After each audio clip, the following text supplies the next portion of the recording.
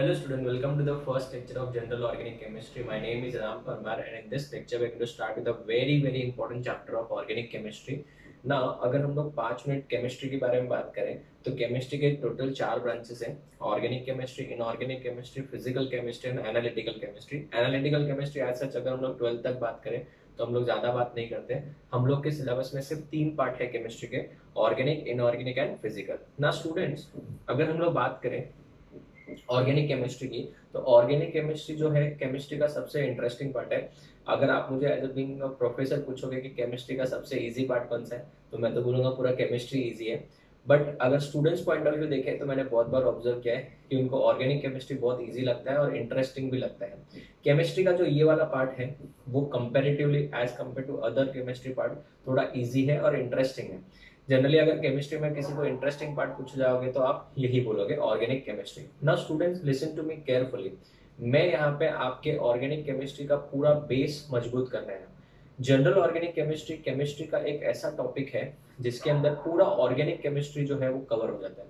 Organic chemistry का A to Z एक एक इन एंड आउट हर एक चीज इस टॉपिक में कवर की जाएगी। तो ये जो टॉपिक है अगर हम लोग देखेंगे तो ये आपका फाउंडेशन कोर्स जैसा हो जाएगा। अगर आपका जनरल ऑर्गेनिक केमिस्ट्री स्ट्रांग हो जाता है तो ऑर्गेनिक केमिस्ट्री आपको बहुत नहीं बहुत ज्यादा इजी लगेगा एंड डेफिनेटली आपको इंटरेस्टिंग भी लगेगा। अगर हम लोग बात करें एंट्रेंस पॉइंट ऑफ व्यू के हिसाब से तो नीट में बच्चों 45 में से लगभग आपके 15 या 16 क्वेश्चन ऑर्गेनिक केमिस्ट्री के आएंगे। एक बात ध्यान से सुनिए, हर साल का मेरा ऑब्जर्वेशन है, मैंने स्टूडेंट्स के साथ देखा है मेरा ऑब्जर्वेशन कि ऑर्गेनिक केमिस्ट्री सिखाने के बाद, जनरल ऑर्गेनिक केमिस्ट्री सिखाने के बाद, ऑर्गेनिक केमिस्ट्री सिखाने के बाद मैं जब उनको लास्ट में एग्जाम के बाद पूछता हूँ कि बच्चों ऑर्गेनिक केमिस्ट्री के 15 क्वेश्चन में से कितने राइट है, तो हर स्टूडेंट्स, मेरा ऑब्जर्वेशन है, हर स्टूडेंट ये बोला कि सर 13+ राइट है। मतलब केमिस्ट्री का सबसे ज्यादा स्कोरिंग पार्ट है, सबसे स्कोरिंग पार्ट यही है। कौन सा? Organic chemistry. बहुत इजी है अगर आपने इसके नोट्स अच्छे से मेंटेन किए। मैं एक एक चीज बारीकी से बताऊंगा। नोट्स अगर आपने अच्छे से लिखा है एकदम प्रेजेंटेशन के साथ, जैसे आप देखते हो मैं कैसे लिखता हूँ वैसे निट प्रेजेंटेशन, और अगर आपने टाइम टाइम पे उसको रिवाइज किया है तो डेफिनेटली ऑर्गेनिक केमिस्ट्री आपको सबसे ज्यादा मार्क्स देखे जाएंगे। ठीक है ना। केमिस्ट्री में अगर बात करें फिजिकल केमिस्ट्री तो फिजिकल केमिस्ट्री भी इजी है बट उसमें थोड़ा टाइम लगता है क्योंकि उसमें कैलकुलेशन पार्ट आता है। इनऑर्गेनिक केमिस्ट्री कैसा है, जैसे आपने 10th स्टैंडर्ड में पीरियोडिक टेबल पढ़ा है, पीरियोडिक टेबल से रिलेटेड जो इन्फॉर्मेशन है, उसकी जो प्रॉपर्टीज है वो सब इनऑर्गेनिक केमिस्ट्री में आता है। वो थोड़ा सा ड्राई हो जाता है बिकॉज वहां पे थोड़ा आपको ज्यादा याद रखनी होती है चीजें। तो केमिस्ट्री का सबसे कंसेप्चुअल पार्ट फिजिकल केमिस्ट्री है, ऑर्गेनिक केमिस्ट्री है। इनऑर्गेनिक केमिस्ट्री में नो डाउट आपको थोड़ा सा लर्न भी करना पड़ता है, कंसेप्ट वहां पे भी है बट वहां पे लर्न करना पड़ता है। तो मैंने आपके 5 मिनट ले लिया, आपको बताया कि क्या करना है क्या नहीं करना है। अगर हम लोग ऑर्गेनिक केमिस्ट्री की बात करें तो 1/3 of your entire chemistry portion will be और ऑर्गेनिक केमिस्ट्री। अगर आपको पूरा केमिस्ट्री का ऑर्गेनिक पार्ट स्ट्रॉन्ग करना है तो जनरल ऑर्गेनिक केमिस्ट्री बहुत अच्छे से पढ़ना है। इसके अंदर बेसिकली हम लोग 4 चैप्टर्स के साथ डील करेंगे। ये नाम है GOC, हम लोग इसको बोलते हैं। G stands for general, O stands for organic and C stands for chemistry. तो इसको हम लोग शॉर्ट में एब्रिविएशन फॉर्म में बोलेंगे GOC। इसमें टोटल बेसिकली हम लोग 4 चैप्टर्स के साथ डील करेंगे। सबसे पहला जो चैप्टर है वो है IUPAC नॉमेनक्लेचर, मतलब जो भी ऑर्गेनिक कंपाउंड हमारे पास है उनको नेम करना है, और वो भी कैसे? International union of pure and applied chemistry के हिसाब से, कॉमन नेमिंग नहीं। जैसे आप बायो में पढ़ते हो मैंगो को क्या बोलते हैं? मेंजीफ्रा इंडिका, तो वो एक बोटेनिकल नेम है, ठीक है ना, तो वो एक साइंटिफिक नेम है। वैसे ही हमको केमिस्ट्री में बच्चों IUPAC नेमिंग के हिसाब से कंपाउंड्स को नाम देना है। ये अगर हम लोग बात करें फर्स्ट चैप्टर की, दैट इज IUPAC नॉमेनक्लेचर, तो वो जो है जनरल ऑर्गेनिक केमिस्ट्री का फर्स्ट चैप्टर है। क्यों? क्योंकि जब आप ABCD ही नहीं जानते केमिस्ट्री की तो आप आगे कैसे बढ़ोगे। तो सबसे पहला चैप्टर जो हम लोग पढ़ेंगे कंपाउंड्स को नाम देना। क्यों? क्योंकि फ्यूचर में जब हम लोग रिएक्शंस लिखेंगे कंपाउंड के और कंपाउंड का नाम ही नहीं पता तो आप कैसे बात करोगे। तो सबसे पहले आपने देखा होगा क्लास में, सबसे पहले टीचर जब आपका फर्स्ट लेक्चर होता है तो टीचर आके क्या बोलते हैं? सब स्टूडेंट्स अपने अपने नाम बताओ, राइट? एक जनरल ट्रेंड देखा होगा आपने भी। तो क्यों? क्योंकि जब तक आपके नाम ही नहीं पता था हम लोग उनके साथ बातचीत कैसे करेंगे। तो सबसे इंपॉर्टेंट हम लोग को ऑर्गेनिक कंपाउंड्स का नेमिंग पढ़ना है और ये बहुत इजी होने वाला है। उसके बाद सेकेंड चैप्टर आता है हमारा आइसोमेरिज्म। आपने नाम सुना होगा आइसोमर्स, उसके ऊपर पूरा एक चैप्टर है यहाँ पे, बट बहुत इंटरेस्टिंग, बहुत इजी है। थर्ड आता है इलेक्ट्रॉनिक डिस्प्लेसमेंट इफेक्ट्स की रिएक्शंस कैसे होते हैं, और लास्ट आता है रिएक्शन मैकेनिज्म। ये सब धीरे धीरे क्लियर होगा, डरना नहीं है। ये 4 चैप्टर जो है वो GOC में है। फिर आपके 11th स्टैंडर्ड में बच्चों 4 चैप्टर्स है ऑर्गेनिक के। उसमें एक चैप्टर सबसे पहला हाइड्रोकार्बन। हाइड्रोकार्बन में हम लोग अल्केन्स, अल्कीन, अल्काइंस और अरोमेटिक कंपाउंड, नाम सुना होगा, alkane, alkenes, alkynes and aromatic compound. ये 4 चैप्टर हमको 11th में है और 12th में भी 4 चैप्टर्स है। तो बेसिकली हमारे केमिस्ट्री की बात करें तो हमारे पास 12 चैप्टर्स है। जीओसी के अंदर 4 चैप्टर्स, ऑर्गेनिक के 11th में अगर हम लोग बात करें तो 4 चैप्टर्स और 12th में भी 4 चैप्टर्स। तो 12 चैप्टर्स है, उसमें से आपको 15 क्वेश्चंस एंट्रेंस एग्जाम में नीट के हिसाब से आने वाले, और अगर जेई के हिसाब से बात करें मेंस की तो 7 से 8 क्वेश्चंस होंगे बच्चों। तो this is the first lecture. अब ये फर्स्ट लेक्चर था, इसके लिए मैंने आपको इतना प्रवचन दिया, बट नेक्स्ट लेक्चर से मैं आगे कंटिन्यू करूंगा जैसे हमने प्रीवियस चैप्टर्स में पढ़ा है। ऑर्गेनिक केमिस्ट्री का अगर आपको पूरा फाउंडेशन स्ट्रॉन्ग करना है तो ये 4 चैप्टर्स होने के बाद बाकी फिर आपका स्पीड बहुत ज्यादा हो जाएगा, ठीक है। तो अभी आज के लेक्चर में हम लोग जनरल ऑर्गेनिक केमिस्ट्री स्टार्ट करेंगे, बट पहले हम लोग थोड़ा बेसिक्स कवर करेंगे एंड देन आईयूपीएससी नॉमेनक्लेचर मतलब इस चैप्टर की शुरुआत करेंगे, ठीक है। सो स्टूडेंट, सबसे पहले अगर हम लोग बात करें ऑर्गेनिक कंपाउंड्स की, ठीक है ना, सबसे पहले हम लोग वर्ड लेते हैं ऑर्गेनिक कंपाउंड। जी कहां से आए वर्ड, क्या है, सबके बारे में इंफॉर्मेशन है। एकदम बेसिक से स्टार्ट करेंगे, एक छोटी से छोटी चीज बताऊंगा, नोट्स में एक एक चीज लिखना बच्चों, ठीक है।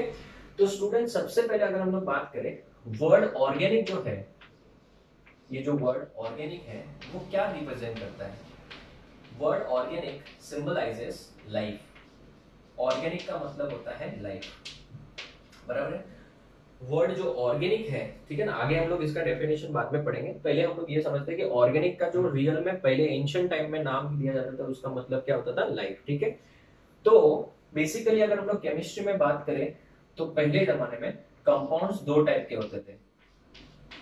कंपाउंड्स जो होते थे एंशिएंट टाइम मतलब पुराने जमाने की बात करें, एंशिएंट टाइम्स में बच्चों कंपाउंड्स कितने टाइप के होते थे, 2 टाइप के होते थे। एक होते थे ऑर्गेनिक कंपाउंड्स, एक होते थे ऑर्गेनिक कंपाउंड्स और एक होते थे inorganic compounds.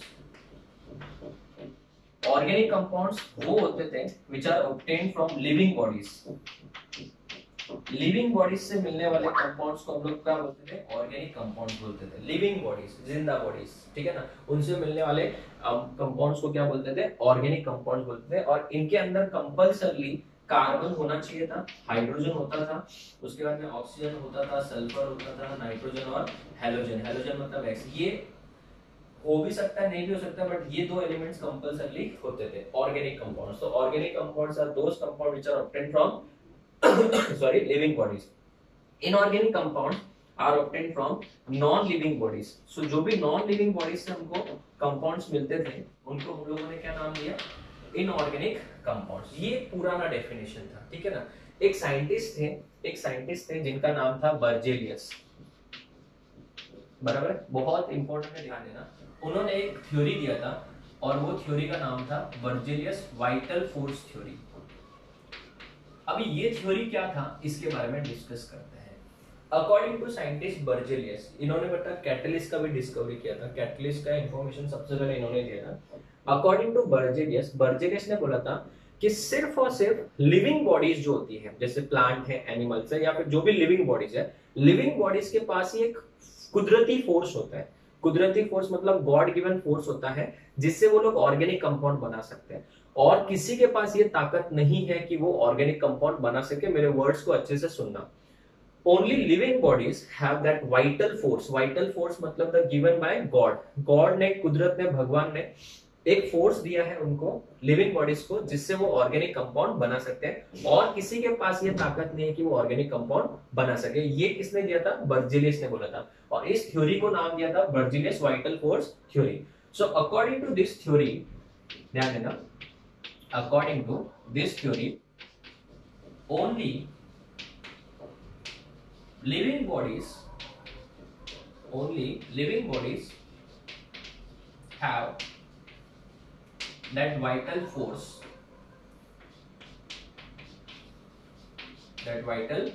given by God. that vital force कुदरती एक ताकत है ऐसे बोला जाता था, vital force only according to this theory only living bodies have that vital force to prepare क्या, organic compounds बनाने की ताकत सिर्फ लिविंग बॉडीज में है और कोई इनको नहीं बना सकते। According to Berzelius non living bodies और organic compounds according to Berzelius, organic compounds, बहुत स्लोली जाएंगे हम लोग, आराम से एक एक चीज पढ़ेंगे। Organic compounds can not be prepared in laboratory, can not be prepared in lab. इसको आप लैब में प्रिपेयर नहीं कर सकते, प्रिपेयर्ड इन लैब, बराबर। ये किसने दिया था बच्चों? बर्जेलियस ने दिया था।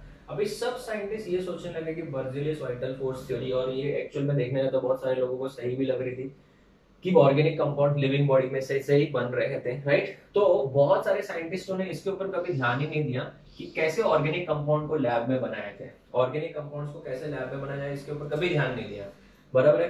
तो इस इंसान की वजह से या इस साइंटिस्ट की वजह से बेटा हमारा केमिस्ट्री, जो ऑर्गेनिक केमिस्ट्री, वो 10 साल पीछे चला गया। सर आप ऐसे बोल रहे हो, यस जो है वो सच मैं बोलूंगा, क्योंकि इन्होंने ये जो थ्योरी दिया था इसकी वजह से बहुत सारे साइंटिस्टों ने कभी ट्राई नहीं किया। अभी अगर हमारे सामने एक स्टेटमेंट आ जाता है कि ऐसा नहीं होता, तो हम लोग क्या करेंगे, उसको जरा छोड़ के हम लोग क्यों अपना करियर बर्बाद करें, हमने कुछ दूसरा ट्राई करना पड़ता है। तो बर्जेलियस की इस थ्योरी के आने की वजह से बहुत सारे साइंटिस्टों ने ऑर्गेनिक कंपाउंड को लैब में बनाने के ऊपर कभी सोचा ही नहीं, और इस वजह से 10 साल अपना केमिस्ट्री पीछे चला गया। तो सोचो 10 साल केमिस्ट्री पीछे चला गया। फिर 10 साल के बाद अप्रोक्सीमेटली एक साइंटिस्ट आया, वोलर, क्या नाम था उनका, वोलर। वोलर जो साइंटिस्ट आए थे, उन्होंने बच्चों इस थ्योरी को सबसे पहले रिजेक्ट करने का एक रीजन दे दिया।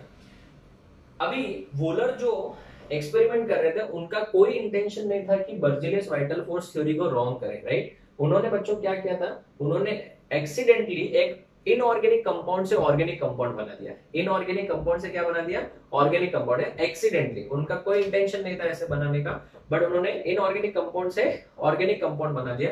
तो उन्होंने बोला कि फिर बर्जेलियस का जो वाइटल फोर्स थ्योरी है वो तो गलत है, क्योंकि हम तो लैब में भी क्या बना सकते हैं, इनऑर्गेनिक कंपाउंड से ऑर्गेनिक कंपाउंड बना सकते हैं। और जबकि बर्जेलियस वाइटल फोर्स थ्योरी क्या बोलती है कि ऑर्गेनिक कंपाउंड से हम जो ह्यूमन बींग्स है, प्लांट्स है या लिविंग बॉडीज है, वही प्रिपेयर कर सकते हैं। God has given that power to living bodies only. But Wohler ने जो है उसको गलत साबित किया, क्योंकि उसने एक इनऑर्गेनिक कंपाउंड, और वो इनऑर्गेनिक कंपाउंड कौन था, अमोनियम साइनेट, NH4NCO। इसको बच्चों हम लोग क्या बोलते हैं, अमोनियम साइनेट। अमोनियम साइनेट जो है वो एक इनऑर्गेनिक कंपाउंड है, बराबर, एक इनऑर्गेनिक सॉल्ट है बेसिकली, इनऑर्गेनिक सॉल्ट ना। इसको इसने क्या किया बच्चों, लंबे समय तक हीटिंग पे रख दिया था। उसने देखना चाहता था, उसका इंटेंशन ये नहीं था कि ऑर्गेनिक कंपाउंड होना, उसका इंटेंशन था कि अमोनियम साइनेट को ज्यादा टाइम तक हीट करते तो क्या होता है। साइंटिस्ट लोगों के बहुत सारे अलग अलग तरीके होते हैं, उनके बहुत सारे ऑब्जर्वेशन होते हैं, ये सोचते हैं कि इसको हीट करेंगे तो क्या मिलेगा, उसको हीट करेंगे तो क्या मिलेंगे। तो जब इसने बहुत ज्यादा टाइम तक इसको हीटिंग पे लगा दिया, तब उसको बच्चों मिला यूरिया। क्या मिला, यूरिया। ये देखो, ये हो गया यूरिया। और यूरिया क्या है बच्चों, एक ऑर्गेनिक कंपाउंड है।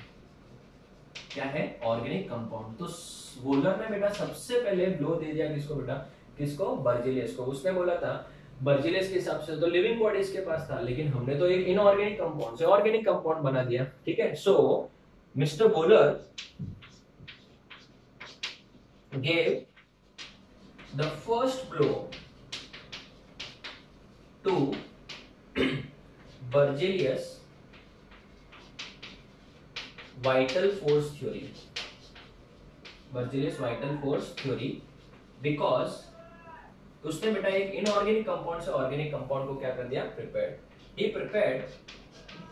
he prepared an organic compound and an organic compound कौन था वो, urea, from an inorganic compound, एक इनऑर्गेनिक कंपाउंड से उसने ऑर्गेनिक कंपाउंड। बच्चों मैं एक एक चीज बता रहा हूँ, आपको लग रहा है सर ये तो पूरा केमिस्ट्री थ्योरी है, नहीं ये थ्योरी नहीं है, ये खाली फर्स्ट लेक्चर में आपको मैं बता रहा हूँ कि केमिस्ट्री, ये जो ऑर्गेनिक केमिस्ट्री आया कहाँ से, इसका पूरा जनरेशन बता रहा हूँ। फिर बाद में नेक्स्ट लेक्चर से हम लोगों को पता चला कार्बन के कितने बॉन्ड्स होते हैं, सब कुछ डिटेल में पढ़ेंगे, कंपाउंड्स को नेमिंग कैसे दिया जाता है, बहुत इंटरेस्टिंग पार्ट है वो। तो फर्स्ट लेक्चर में मैं आपको इन्फॉर्मेशन जरूर दूंगा, क्योंकि आपको अपना बेस पूरा स्ट्रॉन्ग करना है। कैसे केमिस्ट्री का जनरेशन है, खाली ऐसे डायरेक्ट पढ़ के मजा नहीं आएगा, एक एक चीज पढ़ेंगे, स्टार्टिंग से कैसे हुआ, क्या चीजें आई, वो धीरे धीरे हम लोग कवर करेंगे, ठीक है। तो उसमें बच्चों एक इनऑर्गेनिक सॉल्ट को हीट करके ऑर्गेनिक कंपाउंड बना दिया, बराबर है। तो इसका मतलब ये हुआ, उसके बाद तो साइंटिस्ट लोगों ने बोला कि यार ऑर्गेनिक कंपाउंड तो हम लोग लैब में बना सकते हैं। तो अगर ऑर्गेनिक कंपाउंड्स को लैब में बनाया जा सकता है, तो इस ब्लॉक के बाद, वोलर के बाद बहुत सारे साइंटिस्टों ने अलग अलग मेथड से ऑर्गेनिक कंपाउंड बनाते गए। और अगर मैं सच बोलूं तो आज अच्छा हमारे पास इतने ऑर्गेनिक कंपाउंड है, मिलियंस ऑफ ऑर्गेनिक कंपाउंड है कि उनका गिनती भी पॉसिबल नहीं। और हर दिन हजारों करोड़ों कंपाउंड्स सिंथेसाइज हो रहे हैं। फार्मास्यूटिकल इंडस्ट्री की बात करें तो उसमें तो मेजॉरिटी कंपाउंड्स क्या ऑर्गेनिक कंपाउंड्स है। तो इतने ऑर्गेनिक कंपाउंड्स हम बना चुके हैं कि उनका गिनती भी अभी बहुत डिफिकल्ट है, और हर दिन ऑर्गेनिक कंपाउंड्स बनाए जा रहे हैं। तो बेसिकली अगर हम लोग अभी बात करें तो ऑर्गेनिक कंपाउंड्स का एट प्रेजेंट डेफिनेशन क्या है? फिर ये तो ओल्ड डेफिनेशन था, किसी को बोलना भी मत कि definition of organic compound, organic compound are the compound which are obtained from living bodies, पुराना था वो, मैंने लिखा है यहाँ पे एंशिएंट टाइम, हर एक चीज पता होनी चाहिए। ऑर्गेनिक कंपाउंड का अगर मैं मॉडर्न डेफिनेशन पूछूं, modern definition, so what are organic compounds? Organic compounds का रियल डेफिनेशन क्या है? ये वाला जो डेफिनेशन हमने पढ़ा वो कौन सा डेफिनेशन था बच्चों? ये डेफिनेशन था अपना क्या, पुराना डेफिनेशन, जिसमें हमने पढ़ा कि लिविंग बॉडी से ऑब्टेन था। मॉडर्न डेफिनेशन क्या है वो देखिए,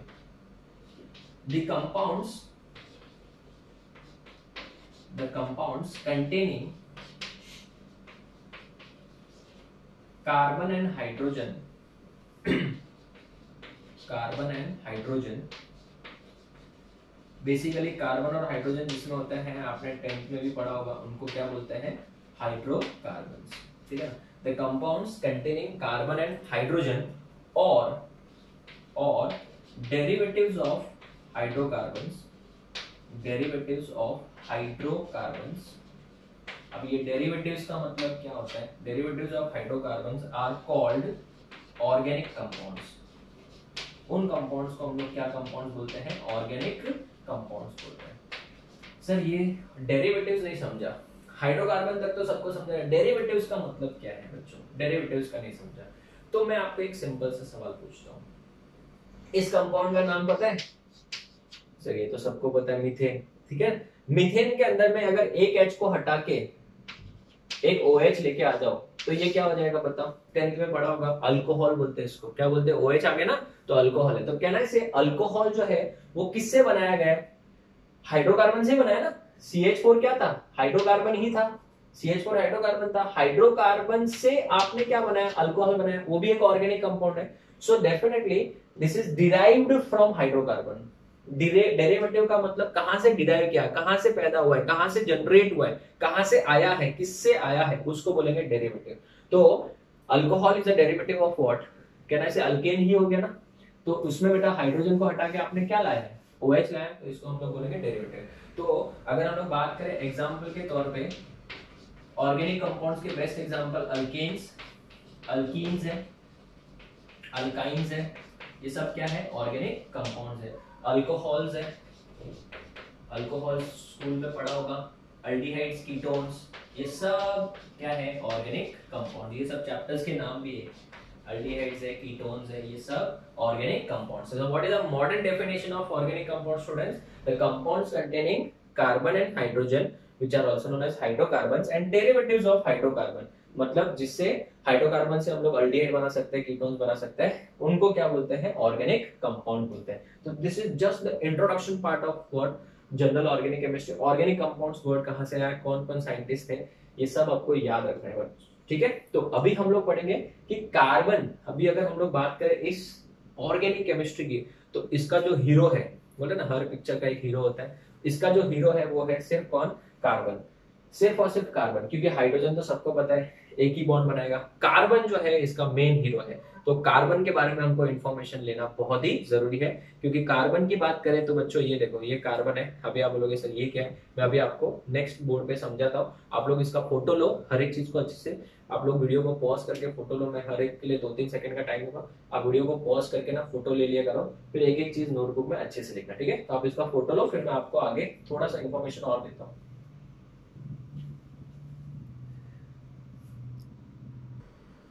Okay students, so let's start with the main hero of organic chemistry, that is carbon. अगर हम लोग बात करें कार्बन के बारे में इंफॉर्मेशन, ठीक है, तो सबसे पहली बात तो ये कि कार्बन का जो सिंबल है वो क्या है बच्चों? Yes, it is C। Correct, एक एक छोटी से छोटी चीज बता रहा हूँ, ठीक है, हर एक चीज को हम लोग कंसेप्ट वाइज पढ़ रहे हैं ना। अगर आपको पता होगा बच्चों, यहाँ पे नीचे जो लिखा जाता है वो z होता है, ठीक है ना, यहाँ पे बेसिक लिख देता हूँ। सपोज एक एलिमेंट है x, ऊपर लिखा जाता है a और नीचे लिखा जाता है z। ये जो ऊपर का नंबर है वो क्या है, एटॉमिक मास नंबर है, it is nothing but proton plus neutron, और ये जो है एटॉमिक नंबर रिप्रेजेंट करता है, राइट। और ये सिर्फ नंबर ऑफ प्रोटॉन्स या फिर इलेक्ट्रॉन्स बताता है, क्योंकि किसी भी एटम के अंदर प्रोटॉन्स और इलेक्ट्रॉन्स हमेशा सेम होता है अगर वो न्यूट्रल एटम।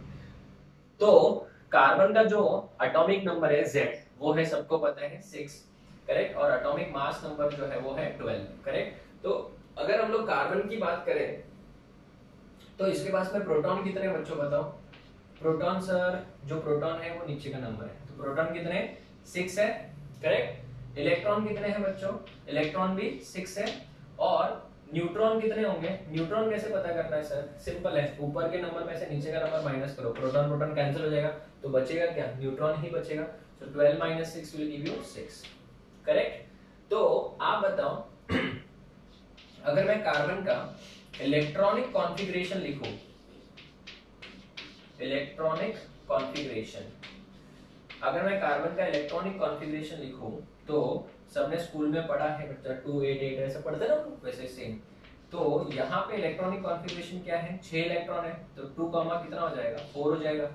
इसका मतलब ये हुआ कि इसके वैलेंस शेल में, वैलेंस शेल मतलब आउटरमोस्ट शेल, वैलेंस शेल में कितने इलेक्ट्रॉन्स हैं, 4 इलेक्ट्रॉन्स ही हैं। तो क्या इसका ऑक्टेट कंप्लीट है, नहीं है, तो इसको अपना ऑक्टेट कंप्लीट करना है कि नहीं करना है, करना है। तो इसका ऑक्टेट क्या है, इनकम्प्लीट है। इसको कितने इलेक्ट्रॉन की जरूरत है, 4 इलेक्ट्रॉन्स की जरूरत है, ठीक है। तो अगर हम लोग बात करें इसके आउटरमोस्ट शेल की, तो इसके आउटरमोस्ट शेल में कितने इलेक्ट्रॉन्स है, 4 इलेक्ट्रॉन है। देखना यहाँ पे, ये देखो, ये सेंटर में कार्बन एटम है, और ये देखो ये फर्स्ट इलेक्ट्रॉन, ये सेकेंड इलेक्ट्रॉन, ये थर्ड इलेक्ट्रॉन और ये फोर्थ इलेक्ट्रॉन। तो टोटल अगर आप ध्यान से देखोगे तो यहाँ पे कितने इलेक्ट्रॉन्स है, कार्बन के ऊपर 4 है, ये वैलेंस शेल के इलेक्ट्रॉन है, 4 है, ठीक है। एक मॉडल है बच्चों, ये याद रखना है। ये सेंटर में कार्बन, ये first electron, second electron, third electron, fourth electron. तो कार्बन के पास में टोटल आउटरमोस्ट शेल में कितने इलेक्ट्रॉन्स है, 4 इलेक्ट्रॉन्स है। तो हम लोग कार्बन को कैसे रिप्रेजेंट करेंगे, carbon electron number 1, electron number 2, electron number 3 and electron number 4। तो टोटल कितने इलेक्ट्रॉन्स हो गए स्टूडेंट्स, 4 इलेक्ट्रॉन हो गए। अभी अगर हम लोग बात करें तो इसको अपना ऑक्टेट कंप्लीट करने के लिए कितने बॉन्ड बनाने पड़ेंगे, 4 बॉन्ड बनाने पड़ेंगे। तो ध्यान से सुनिएगा, अगर मैं बात करूं इसके पास में ऑलरेडी कितने इलेक्ट्रॉन्स है, 4 इलेक्ट्रॉन तो है,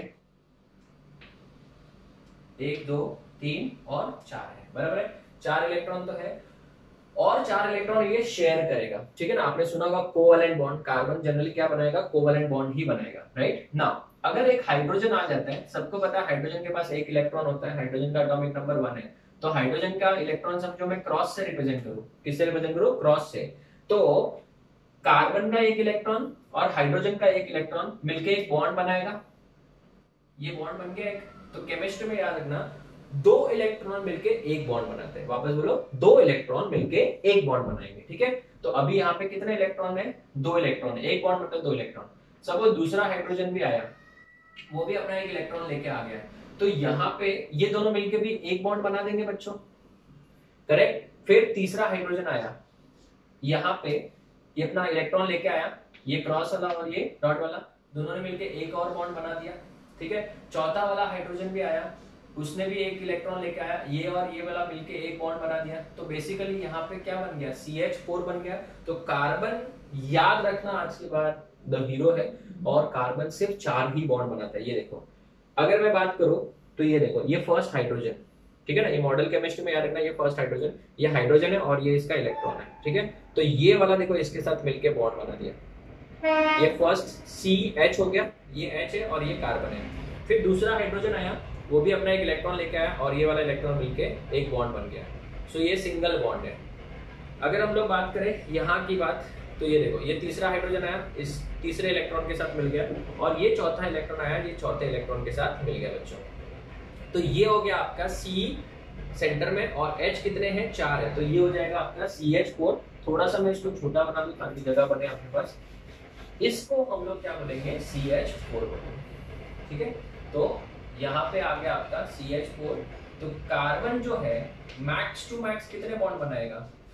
4 ही बॉन्ड बनाएगा, ठीक है ना। आज के बाद याद रखना, carbon can form only 4 bonds, और वो भी कौन से वाले बॉन्ड्स बना रहा है? कोवेलेंट की ionic covalent bond. So carbon जो है it forms dash bond, covalent bonds, and कितने बॉन्ड्स बनाता है? 4। So therefore we say that it is tetravalent. What is the meaning of tetra बच्चों? टेट्रा का मतलब 4, टेट्रा का मतलब 4, और वैलेंट का मतलब वैलेंसी। तो इसका वैलेंसी कितना है स्टूडेंट्स? 4 इसका वैलेंसी है बच्चों। तो आज के बाद याद रखना, कार्बन सिर्फ और सिर्फ 4 ही बॉन्ड बना सकता है, मैक्स टू मैक्स 4, इससे ज्यादा नहीं बनाएगा, ठीक है। अब एक इंपॉर्टेंट चीज जो फिलहाल याद रखनी है आपको, ठीक है, फिर हम लोग नेक्स्ट लेक्चर में कंटिन्यू करेंगे। आज के बाद ध्यान देना, अगर मेरे पास में सिंगल बॉन्ड है, क्या है? सिंगल बॉन्ड है, 2 एटम है, कोई भी एक एटम ले लेते हैं, ए और ए, ठीक है ना। ए एटम कोई भी एक रैंडमली एटम लिया, सिंगल बॉन्ड है, ठीक है ना। ये सिंगल कोवेलेंट बॉन्ड है। 2 अगर बॉन्ड लेता हूं, ये जैसे ए और ए के बीच में डबल बॉन्ड है, और ए और ए के बीच में समझो ट्रिपल बॉन्ड है बच्चों। यहाँ पे कौन सा बॉन्ड है? ट्रिपल बॉन्ड है। तो ये सिंगल कोवेलेंट बॉन्ड है, ये डबल कोवेलेंट बॉन्ड है, और ये ट्रिपल कोवेलेंट बॉन्ड है। तो बताओ सिंगल कोवेलेंट बॉन्ड जो है कितने इलेक्ट्रॉन से बना? 2 इलेक्ट्रॉन से बना।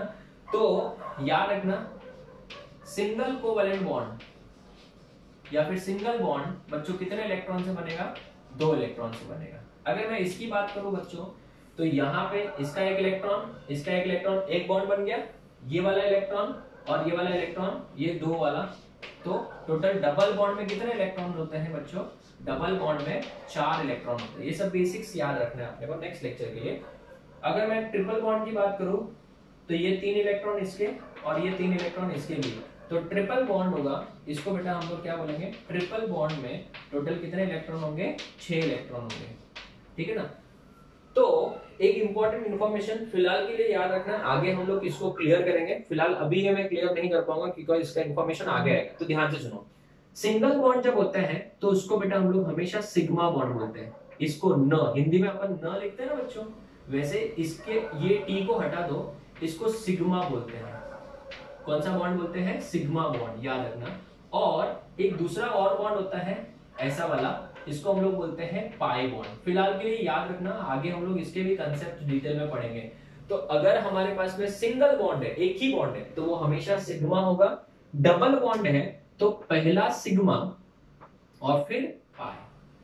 तो याद रखना, पाई बॉन्ड जो है वो कभी अकेला नहीं हो सकता, वो हमेशा सिग्मा के साथ होगा। अगर ट्रिपल बॉन्ड है राम सर, तो एक सिग्मा, बीच वाला सिग्मा, और ऊपर नीचे दोनों पाई पाई होगा। तो ट्रिपल बॉन्ड में बोलो वापस से, सिंगल बॉन्ड ये फिलहाल याद ही रखना है, सिंगल बॉन्ड में एक सिग्मा, ये बॉन्ड का टाइप है, और डबल बॉन्ड में एक सिग्मा एक पाई, ट्रिपल बॉन्ड में सिग्मा ऊपर नीचे पाई पाई।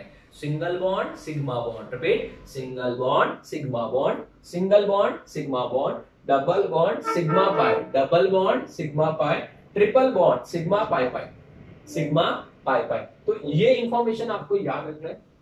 इतना इंफॉर्मेशन आपको नेक्स्ट लेक्चर में, लेक्चर नंबर 2 में अच्छे से रिवाइज करना है। अभी इसके आगे से मैं आपको नेक्स्ट लेक्चर से सिखाऊंगा, वो वाला पार्ट बहुत इंपॉर्टेंट और इंटरेस्टिंग रहने वाला है। तो आज के लेक्चर में हमने जो पढ़ा आप लोगों को समझ में आया? एक एक चीज एक बार वापस रिवाइज कर देते हैं। ऑर्गेनिक वर्ड जो है एकदम बेसिक से स्टार्ट किया था हमने। Organic word symbolise what? Life. Organic compound जो है वो लिविंग बॉडी से ऐसे माना जाता था पहले। इनऑर्गेनिक कंपाउंड जो हम लोग लैब में प्रिपेयर करते हैं। बर्जेलियस ने एक वाइटल फोर्स थ्योरी दिया था।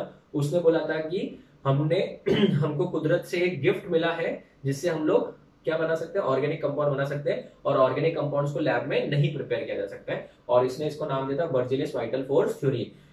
इस वजह से केमिस्ट्री लगभग 10 साल पीछे चला गया, बट वोलर आए साइंटिस्ट लगभग 10 साल के बाद, और उन्होंने गलती से उन्होंने, कोई इंटेंशन नहीं था कि बर्जेलियस को रॉन्ग साबित करना है, गलती से एक इनऑर्गेनिक कंपाउंड से ऑर्गेनिक कंपाउंड बना बैठे, और उसके बाद तो होड़ लग गए, और उसके बाद तो अभी भी हमारे पास में करोड़ों अरबों ऑर्गेनिक कंपाउंड्स हमारे पास अवेलेबल है। तो ऑर्गेनिक कंपाउंड का डेफिनेशन चेंज हुआ। Compounds containing carbon and hydrogen, that is hydrocarbon, and the compound which are derived from hydrocarbon, जो हाइड्रोकार्बन से बनाए जाते हैं। तो derivatives of hydrocarbon are known as organic compound. इस पूरे ऑर्गेनिक केमिस्ट्री का हीरो कौन है? कार्बन है। तो कार्बन के बारे में हमने इंफॉर्मेशन ले लिया। पूरे 2 साल एंट्रेंस तक याद रखना, कार्बन का गलती से भी 4 बॉन्ड से ज्यादा मत बनाना, गलती से भी 4 बॉन्ड से ज्यादा मत बनाना। अगर कार्बन ने सिर्फ सिंगल बॉन्ड बनाया है तो इसका मतलब ये सब सिग्मा बॉन्ड हो जाएंगे, ये भी सिग्मा है, ये भी सिग्मा है, ये भी सिग्मा है और ये भी सिग्मा है। हाँ, डबल बॉन्ड में एक सिग्मा होता है और एक पाई होता है, और ट्रिपल बॉन्ड में एक सिग्मा होता है और 2 पाई होता है। अब ये सिग्मा और पाई के कांसेप्ट्स आगे हम लोग डिटेल में पढ़ेंगे, पर फिलहाल आपको इतना याद रखना है। So this is your lecture number 1। इसमें हमने इंट्रोडक्शन पार्ट कवर किया। नेक्स्ट लेक्चर में हम लोग आगे पढ़ेंगे। Students, you have to maintain the proper notes, everything you have to write in your notebook very clearly, और नेक्स्ट लेक्चर में हम लोग आगे इसका पार्ट कवर करेंगे, ठीक है। तो नेक्स्ट लेक्चर देखने से पहले आपको इसको अच्छे से पढ़ना है और रिवाइज करके ही बैठना है, ठीक है। Till then, thank you students.